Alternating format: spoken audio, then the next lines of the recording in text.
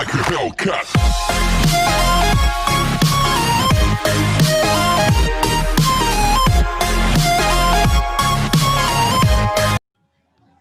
The question is something like that. Johnson left 1 lakh rupee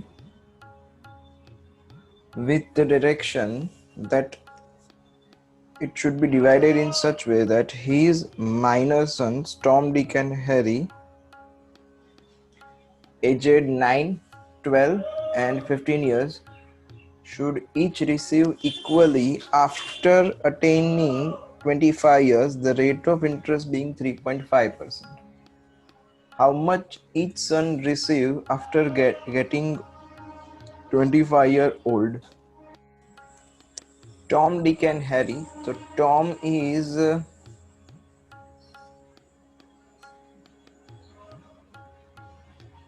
9-year-old, Dick is 12-year-old and Harry is 15-year-old. Okay, and the amount is 1 lakh rupee, which is at the rate of interest 3.5%. Okay, तो सबसे पहले 25 साल के होने के बाद उनको पैसे मिलेंगे ऐसा बोला हुआ है। तो सबसे पहले 25 साल का कौन होगा? हैरी होगा, है ना। 10 साल बाद ये 25 साल का हो जाएगा आफ्टर 10 इयर्स। अब ये 10 साल बाद सबकी एज चेंज हो जाने वाली है। 10 साल बाद सबकी एज चेंज होगी। तो अगर देखें तो after 10 years Harry will be 25 years old, Dick will be 22 years old and Tom will be 19 years old, ऐसा हो जाएगा। तो पहले देखते हैं कि यहाँ पे सबसे पहले 25 साल का हैरी हो रहा है, तो हैरी को 10 साल के बाद पैसा मिलेगा। अब रेट ऑफ इंटरेस्ट इज 3.5%, तो 10 साल के बाद 1 लाख रुपए का अमाउंट कितना होगा? तो amount is equal to 1 lakh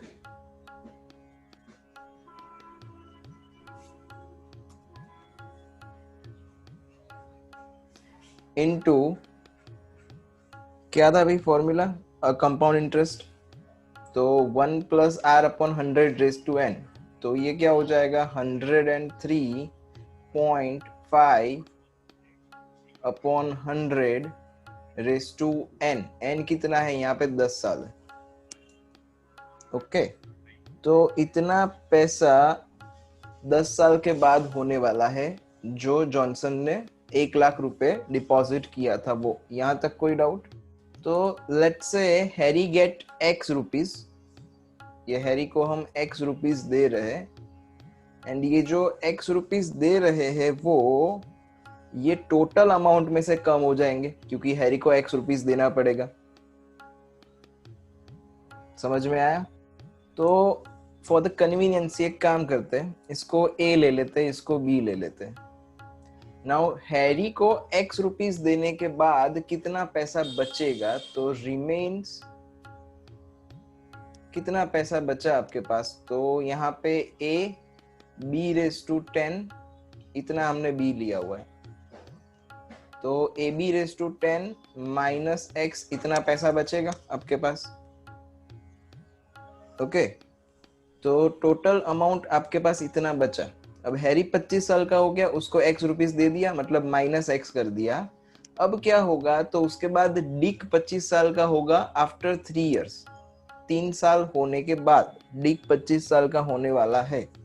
तो अब ये जो अमाउंट बचा वो वापिस से इंटरेस्ट पे जाएगा, सेम रेट ऑफ इंटरेस्ट पे जाएगा। मतलब यहाँ पे b हमने रेट ऑफ इंटरेस्ट लिया है, तो b रेट ऑफ इंटरेस्ट पे जाएगा। कितना अमाउंट जाएगा रेट ऑफ इंटरेस्ट पे? तो इतना अमाउंट आपका इंटरेस्ट पे जाएगा। मतलब now your principal is equal to this, rate of interest same 3.5%, मतलब ये आपका b रेट ऑफ इंटरेस्ट हमने कंसीडर करा है, तो b रेट ऑफ इंटरेस्ट पे ही जाएगा। कितने साल के लिए जाएगा?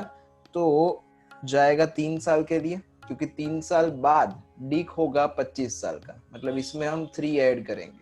अब अगर 3 ऐड कर रहे हैं तो इसमें भी 3 ऐड करना पड़ेगा, मतलब ये 22 साल का हो जाएगा, ये 25 साल का हो जाएगा। ओके, तो अब अब हमारा अमाउंट क्या बनेगा, तो अमाउंट इज इक्वल्स टू क्या होता है, जो प्रिंसिपल आपका जो बचता है वो into rate of interest raise to N, जितने साल के लिए जाता है वो।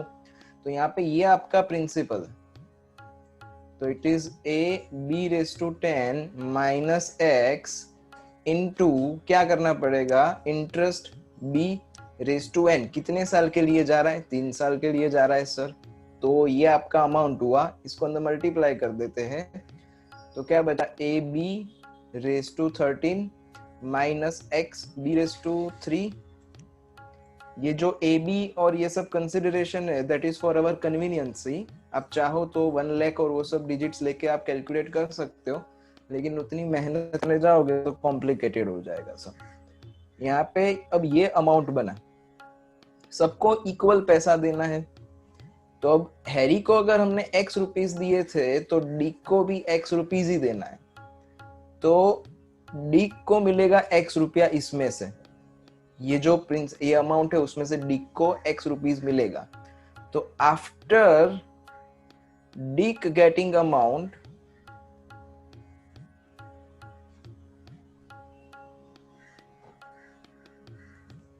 After Dick getting x rupees, remaining amount कितना बचा, तो रिमेन्स कितना हुआ, ये अमाउंट जो हमें 3 साल के बाद इंटरेस्ट के साथ मिला था वो, माइनस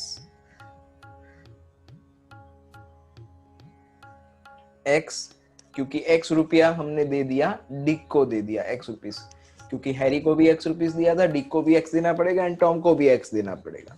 सबको हमें एक्स रुपीस ही देने हैं क्योंकि तीनों को इक्वल अमाउंट देना पड़ेगा, ऐसा बोला हुआ है। ओके, तो अब ये हमारा इतना पैसा बचा।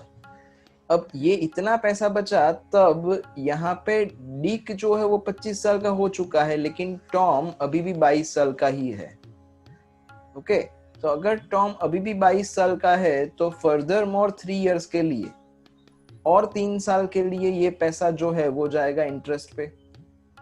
से बोला था वैसे कि after Dick getting x rupees, क्योंकि जैसे हमने सोचा वैसे कि भाई टॉम, डिक एंड हैरी, तो हैरी फिलहाल 15 साल का है, ये 12 साल का है और ये 9 साल का है। तो 10 साल के बाद ये हो जाएगा 25 इयर्स का, 10 साल के बाद ये 22 इयर्स एंड 10 साल के बाद ये 19 इयर्स। फिर आफ्टर 3 इयर्स ये हो जाएगा 25 इयर्स का और ये 3 साल के बाद हो जाएगा 22 साल का। तो हमने ऐसा कंसीडर करा कि हैरी को एक्स रुपीस मिल रहे हैं तो डिक को भी एक्स रुपीस मिलने चाहिए एंड टॉम को भी एक्स रुपीस मिलने चाहिए। हमें कुछ कंसिडरेशन ऐसा करना है। ओके, तो after Dick getting x rupees इतना पैसा बचेगा, क्योंकि ये अमाउंट था, अमाउंट में से डिक को दे दिया एक्स रुपीस, तो माइनस एक्स। अब डिक 25 साल का हो रहा है तब टॉम 22 साल का है, मतलब टॉम को पैसा कब मिलेगा, जब वो 25 साल का होगा तब, मतलब आफ्टर 3 इयर्स, 3 साल के बाद, क्योंकि फिलहाल टॉम की एज 22 साल है। ओके, तो टॉम 22 साल का है, 3 साल के बाद उसे पैसा मिलने वाला है, तो ये जो पैसा है वो वापस से इंटरेस्ट पे जाएगा।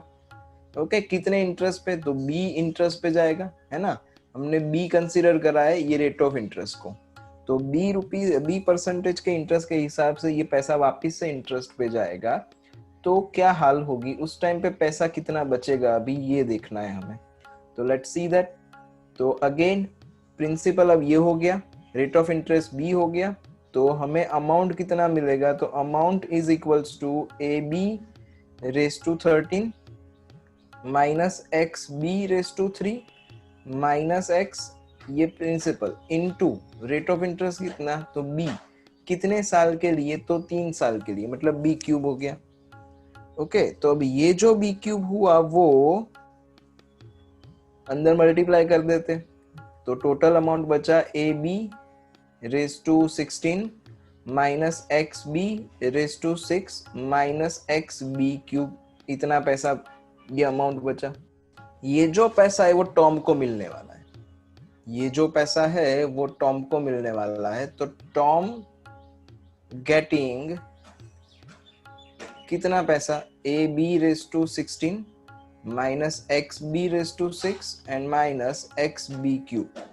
अब हमने तो ऐसा बोला था स्टार्टिंग में ही कि तीनों को इक्वल पैसा मिलेगा, तो हैरी को कितना रुपए दिए हमने, x रुपए दिए, डिक को भी x रुपए दिए, तो ये जो टॉम को पैसा मिल रहा है वो भी x रुपीस के इक्वल ही होना चाहिए।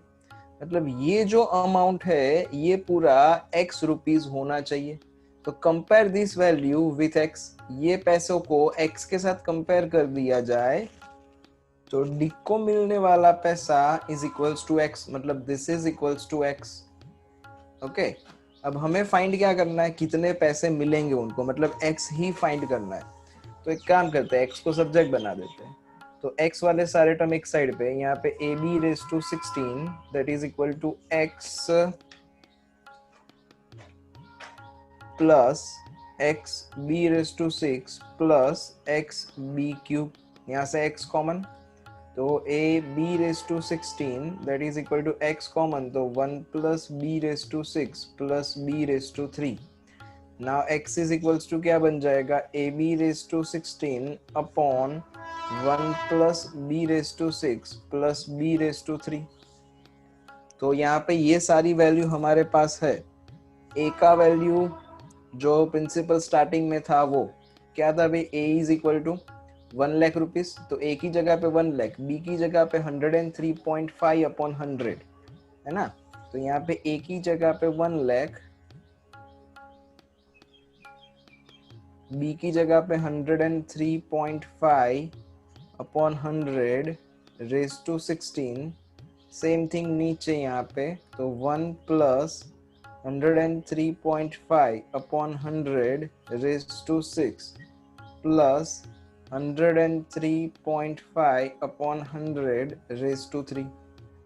नाउ कैलकुलेट दिस, और ये जो मिलेगा वो हमारा x बन जाएगा। अब ये कैलकुलेशन करते हैं तो कैलकुलेशन करने के बाद ऐसा आता है 1 लाख